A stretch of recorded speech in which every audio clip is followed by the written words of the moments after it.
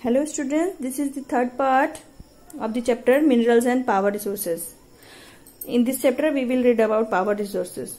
Okay.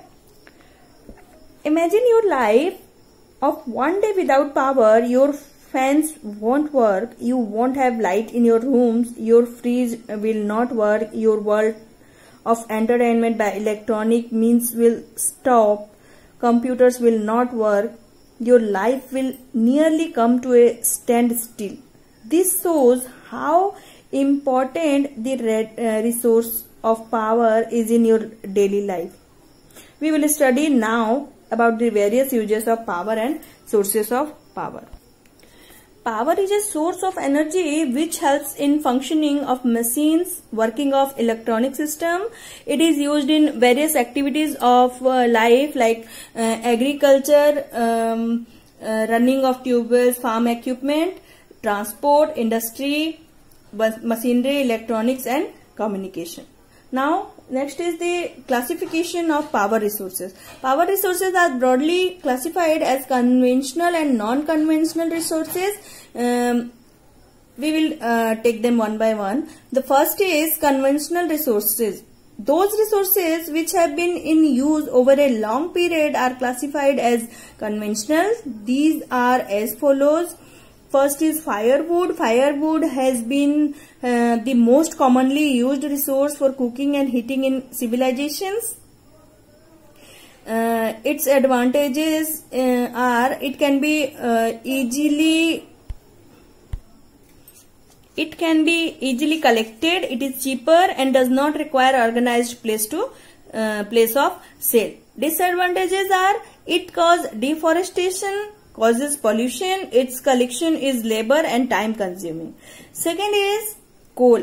Coal was formed from the remains of swamp vegetation under the pressure of rocks for thousands of years. The pressure of rocks deposited on top converted into a solid state. Water and gases were driven off as the vegetation compacted. What remained was mainly carbon in the form of coal. It is the most commonly used fossil fuel for domestic purposes. It is also widely used in thermal power plants and steam engines. Coal is also known as buried sunshine as it is the source of energy. Coal is produced mainly in India, China, USA, Russia, South Africa. In India, coal is found in Jharia, Bokaro, Dhanbad. Advantages are it is available in most parts of the world. It is efficient means of producing electricity. Disadvantages are it causes pollution. It is bulky to transport. Disposal of ash is difficult. Next is petroleum. Petroleum, also known as black gold, it is a resource which is extensively used as a means for generation of power. This is normally found deeply below the surface of the earth and the ocean beds. It is formed by the dead marine organisms which fell to the seabed, got converted by sediments and decayed over a period of time. These organic remains got converted into oil and natural gas over millions of years due to the pressure and the heat inside the earth surface. This moves through porous rocks. It is extracted by deep bore wells and need to be refined for various uses. The various forms of petroleum product are petroleum, diesel, kerosene, lubricants. The chief producers of oil and petroleum are countries of the Middle East, USA, Russia, Algeria. In India, it is produced in Digboi in Assam, Bombay High in Mumbai, and Krishna and Godavari river basins. Advantages are it is easy to transport in pipelines and tankers.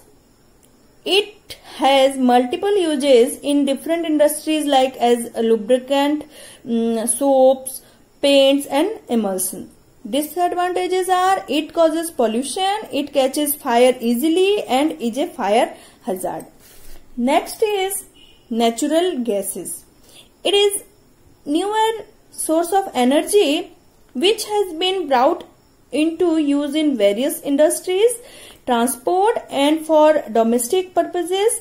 This is also formed alongside the fossil fuel and has to be drilled out from below the surface of the earth.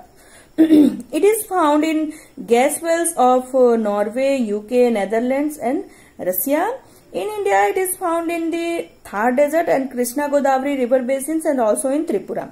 Advantages are easier to transport through pipelines. It is cheaper than oils. It is less polluting than oil or coal. Disadvantages are it is a fire hazard, and also difficult to explore.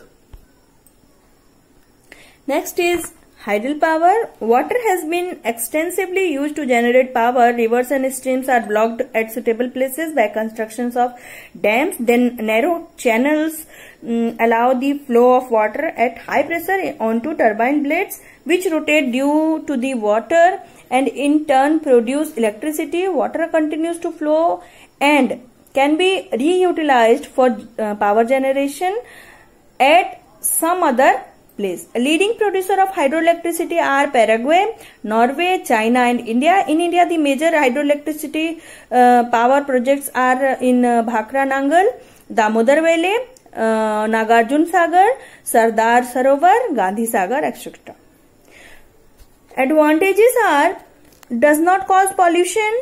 It is cheap and water is reusable. Promotes fishing and irrigation. Disadvantages are very expensive and time consuming to set up. Dams cause displacement of people and deforestation. Okay students, in the next part we will read about non-conventional sources of energy.